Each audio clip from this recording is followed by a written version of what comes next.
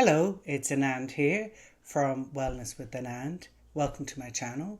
And today I'm going to talk about how emotional wellness can improve your finances. So how I came about this was I was reflecting on how emotional wellness supports people.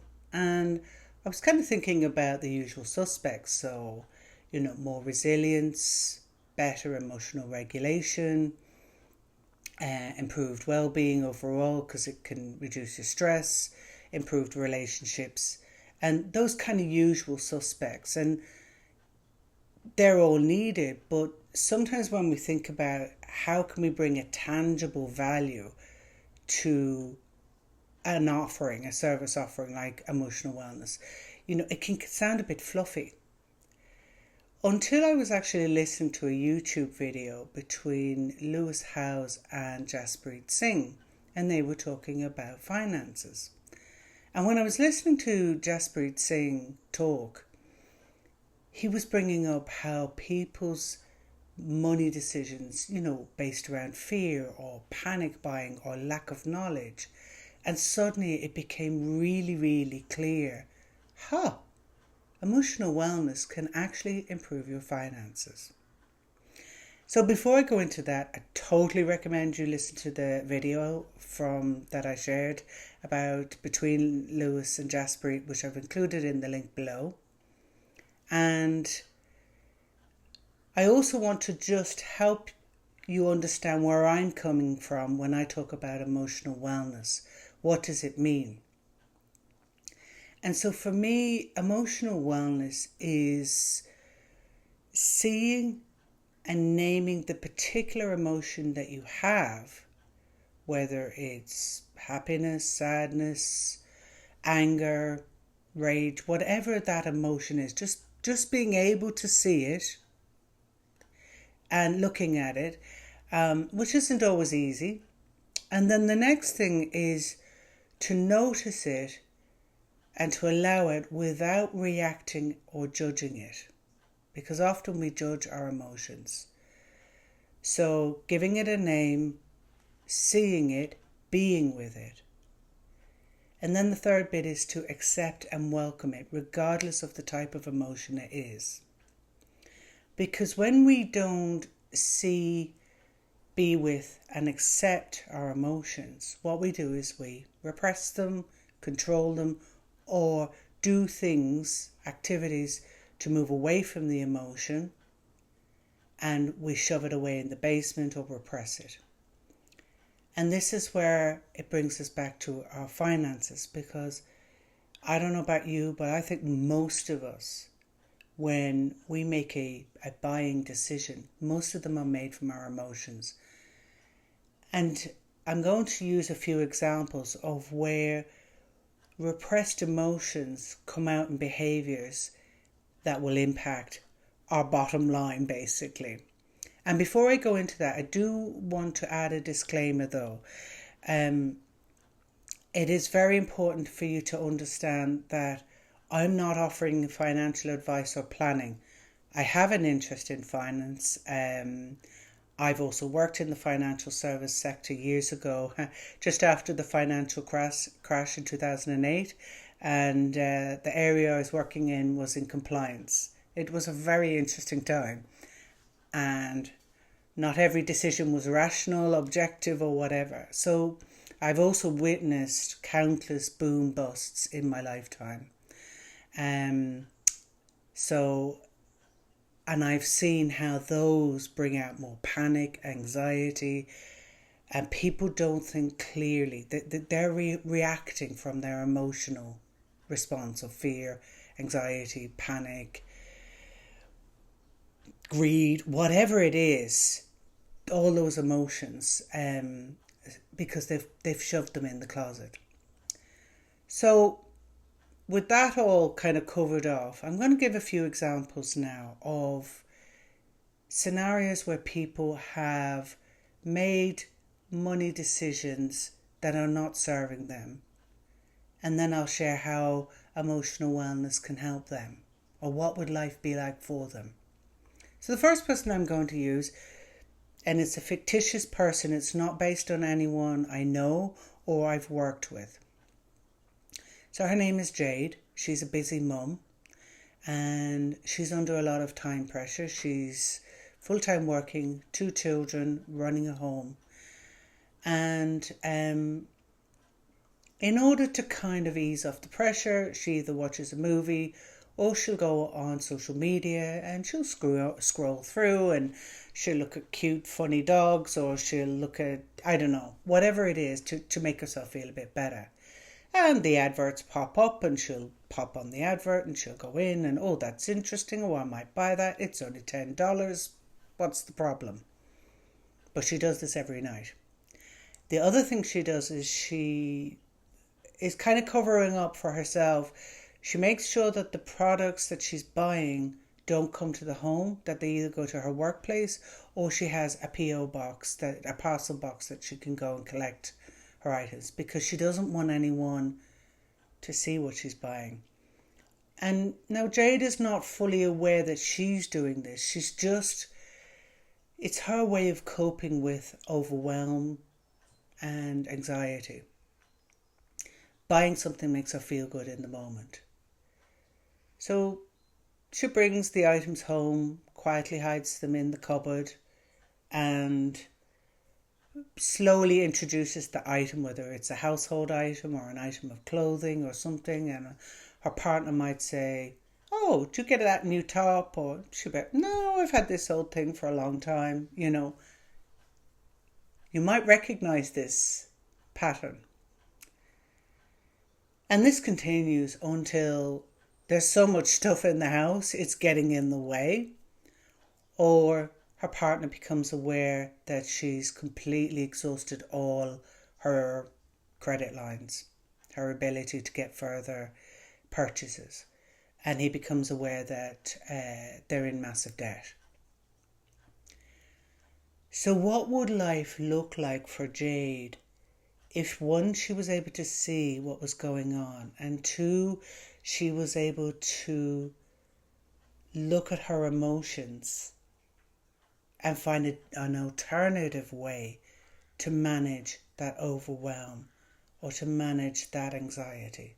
What would her life be like? And what would her finances be like?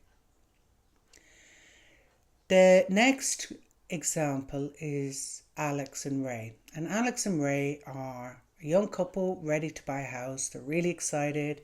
They've seen the house of their dreams. They really want to buy it.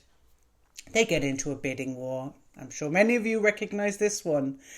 And, you know, somebody else is saying they'll pay an extra $10,000. Now the couple are paying another $10,000 or euros or wherever you're located. Eventually, Alex and Ray get the house. But now they're paying $100,000 more for that property. They'll have to find other ways of getting the money. So they maybe get bits from friends. They exhaust every bit of savings they have. They use multiple credit cards. You know, they find a way to wing it, basically. And they get the house. They decided to cut costs on getting a quantity surveyor in. And then they discover that there's something really structurally wrong with the house. And inflation's going up. And interest rates are going up. And Ray's in a job that he really doesn't like, but is very well paid. So he has to work loads and loads of hours to keep going. And they are looking at a 30-year mortgage they're basically overextended financially because they got caught up in a cycle of panic buying, and they made choices based on panic and a desire to have their dream home. What would life be like for Ray and Alex if they were to recognize, oh, whoa, we're in a bidding war here. We're feeling that we must buy. Let's just stop and take a breather and pause. What would it be like for them? because that financial decision has a massive impact on the rest of their lives. Where they work, how long they stay in that job, and then any little bit of bad news with inflation or the job market being unstable, that just sends them into terror. And then finally, I'm going to use myself as an example. So I have an adult son and I raised him alone. So I was a single mum I've been a single mum since he was 6 months old, and for a long time I had a very low income, and I was in a perpetual low income role for most of my career. And I recognised about maybe 8-9 years ago, in 2017, that I didn't place much value on myself, and I had attracted a lot of debt, and I was in this cycle. So yeah, my external circumstances were what they were, but many of my decisions, so I was very ashamed of being poor. It sucked, I didn't like it. I hid the fact that I often would struggle to pay all my bills. And if someone said to me, oh, come on, let's go out for lunch, and I'd be like, internally, I'd be going, oh my God, I can't afford this. And I'd be like, yeah, sure. Yeah, I'll go out for lunch. And you're like, oh, Christ, how am I going to pay for it? And then I'd put it on my credit card, which was just at its limit. So not only did I pay for the lunch, I paid interest on top of the lunch, and then I paid interest on top of that, and you get the picture. And I was in this cycle of low paying roles and attracting debt and not thinking I had value, or the work that I offered was of value, and that I was worth this kind of an income, not this kind of an income.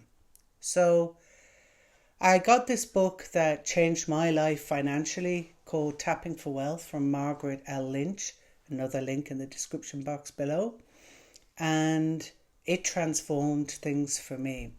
What I loved about the book was she uses a tapping method, but the bit that really I found very useful was she would break down each of our financial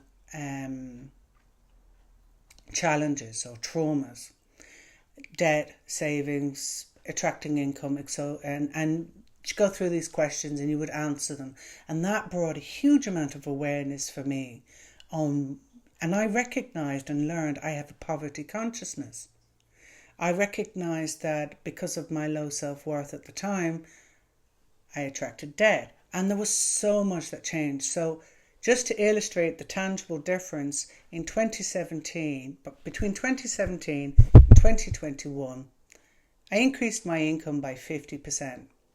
At the age of 49, I got approved for a mortgage in a house that's detached in the countryside. That's amazing, that I live in now, that I thought I could never get. It's amazing. And it changed everything for me. And I'm hoping that you will also get that benefit.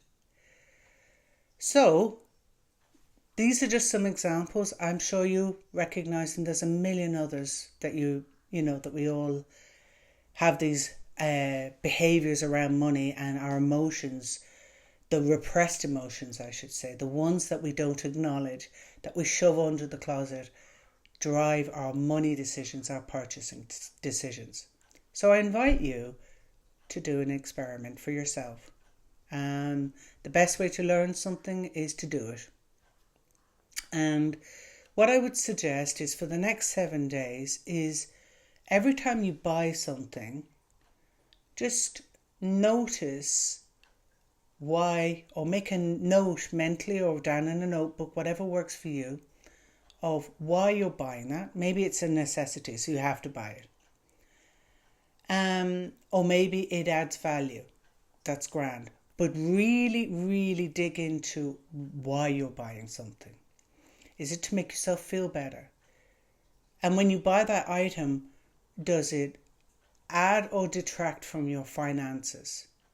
Like, be a detective in how you spend your money. and be ruthlessly honest with yourself. Even down to saying, well, I have to buy food. Yeah, sure you do. But do you have to buy a particular type of food? And why are you buying that food? Because even like our supermarket shopping can be almost like a hierarchy. You know, I shop in this type of store, or I shop here. You know, so that's what I'm inviting you to do, is really, really look at, when you buy something, why. If you notice when you buy something that there's something like you get an emotional response, either it's like a dopamine hit, or you get an anxious, uneasy feeling, make a note. I would really ask and invite that you don't judge yourself. The experiment won't work if your inner critic's going, well, you shouldn't be spending on that, you can't be doing that, it's whatever. Oh, look at you. Just say, I'm buying the item, I'm noticing, I'm being a detective.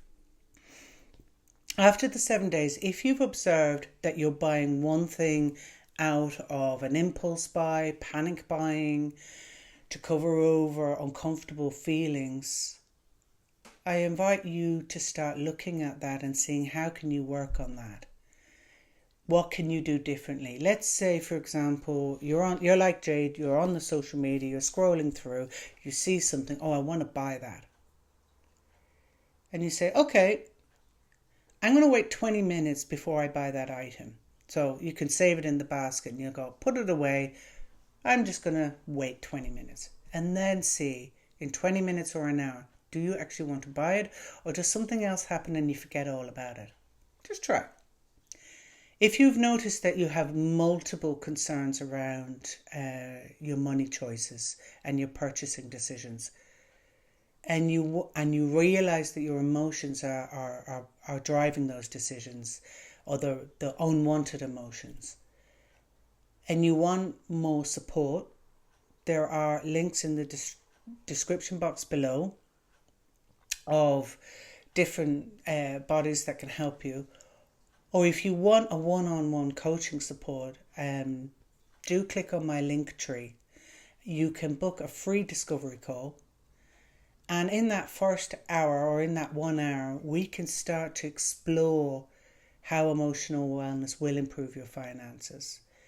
If you're willing to look at it and do the work, I can guarantee that you will save or improve your finances, depending on which area it is for you. So thank you for listening. If you like what you heard, do subscribe or drop a comment below. Share your experiences if you're comfortable sharing, and I will see you in the next video. Thank you.